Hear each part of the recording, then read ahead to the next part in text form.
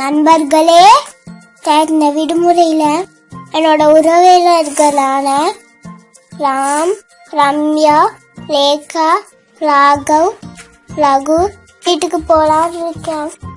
அவங்க எல்லாரும் வேற இடங்கள்ல இருக்காங்க. அவங்கள ஒவ்வொருத்தரா நான் போய் பார்க்க போறேன். என்னோட நீங்களும் வரீங்களா? நம்ம முதல்ல ராமும் ரம்யாவும் வசிக்கிற கிராமத்துக்கு போலாம். அடுத்து ரம்யா வீடு இருக்கிற நகரத்துக்கு போறோம்.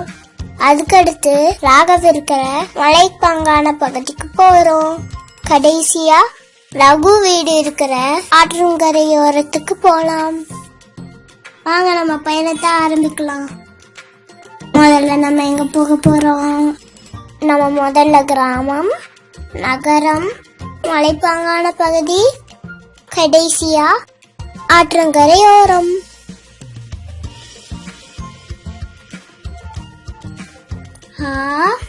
கிராமம் எவ்வளோ அழகா இருக்கு.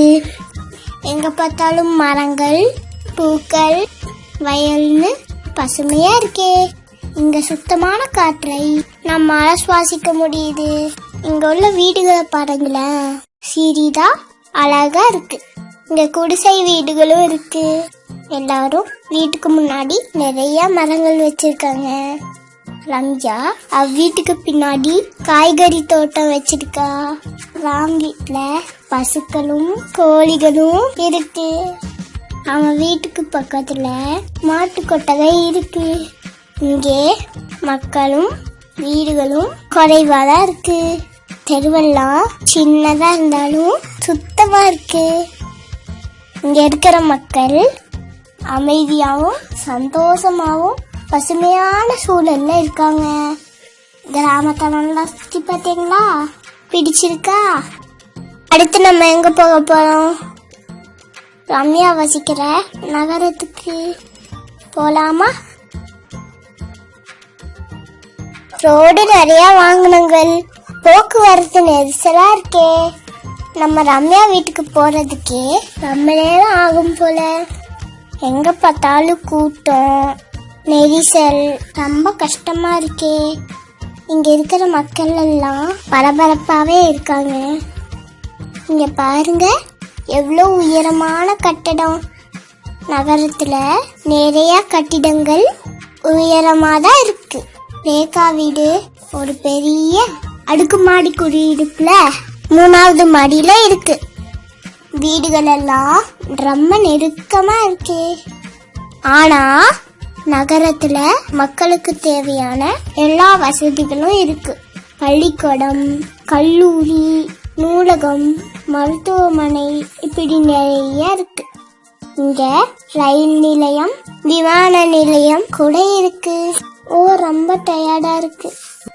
வாங்க அடுத்து நம்ம உடலையும் மனதையும் குழு குழுன்னு வைக்கிற மலைப்பாங்கான இடத்துக்கு போலாம்.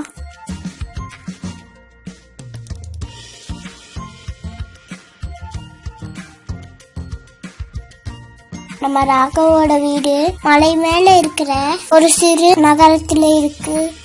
இங்கே நிறைய மரங்கள், பூச்செடிகள் இருக்கு. அதை பார்க்க சந்தோஷமா இருக்கு.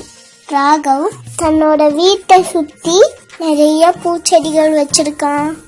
இங்க மக்கள் கூட்டம் குறைவு, வாகனங்கள் குறைவு. அதனால போக்குவரத்து நெரிசல் இல்ல. மக்கள் எல்லாரும் எவ்வளோ மகிழ்ச்சியா இருக்காங்க பாருங்க. மலை ரொம்ப அழகா இருக்குல்ல. அடுத்து எங்க போக போறோம் சொல்லுங்க பார்க்கலாம். சரியா சொன்னீங்க. ரகுவோட வீட்டுக்கு. ரகுவோட வீடு ஒரு ஆற்றின் கரையில இருக்கு. என்ன சத்தம் இது? ஓ, தண்ணி ஓடுற சத்தம். ரகுவோட வீட்டுக்கு பக்கத்துல வந்துட்டோம். ரகுவோட வீட்டை சுத்தி தென்னை மரங்கள் நிறைய இருக்கு. இந்த இடம் எவ்வளவு அழகா அமைதியா இருக்கு. நண்பர்களே, என் கூட பயணம் செய்தது உங்களுக்கு பிடிச்சிருந்ததா? முதல்ல நம்ம எங்க போனோம்? கிராமம், அடுத்து நகரம், அடுத்து மலைப்பாங்கான பகுதி, கடைசியா ஆற்றங்கரையோரம். சரியா சொன்னீங்க. நாம அடுத்த பயணத்துல சந்திக்கலாமா? பாய்.